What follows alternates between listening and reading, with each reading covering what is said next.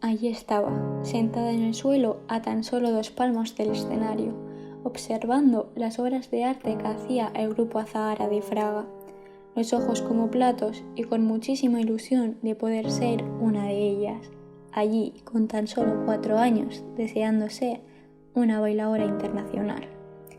Y aquí, 17 años después, os quiero contar la historia de aquella pequeña niña, una historia que sin el apoyo de mi familia no habría sido posible.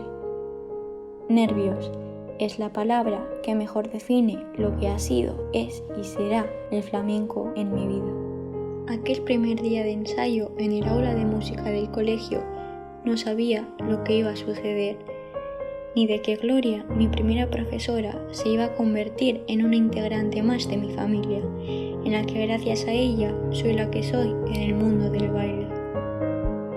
Mis primeros zapatos, mi primera actuación, los primeros nervios, esa sensación en la que sin quererlo me atrapó y no pude deshacerme de ella. Pero el tiempo seguía corriendo y con él mis ganas de seguir volando. En aquel momento fue cuando decidieron incorporarme al grupo de las mayores, donde allí era todo más serio y la competencia, entre comillas, más dura. Sensaciones increíbles, amistades nuevas y emociones que nunca pensé que me provocaría el baile. Horas de ensayo en el que los minutos se pasaban como segundos. Formamos así una nueva familia que todavía llevo dentro de mí, porque ritmo y compás siempre va conmigo. Pero esto no acaba, porque yo quería más, y así, sin pensarlo mucho, decidí apuntarme a la Academia IDAE Alexandra Jiménez. Horas de coche infinitas, que en estos instantes todavía continúan, horas de ensayos doblados para poder llegar a ambos lados. Así, pasado un tiempo, decidí con el corazón en la mano dejar ritmo y compás para seguir aprendiendo y dando mi 100% en Mérida. Grupo nuevo, compañeros nuevos y familia nueva. Momentos inolvidables donde el flamenco me enseñó a tolerar el cansancio que sentía en las piernas para poder continuar el camino. Sentimientos que todavía no había vivido. Viajes espectaculares que ojalá volviera a vivirlos para disfrutarlos todavía más. Lágrimas de felicidad al ver la cara de mis padres después de un buen espectáculo. La soledad que sin quererlo te autoprovocas para que ese dichoso paso que no sale salga a la perfección.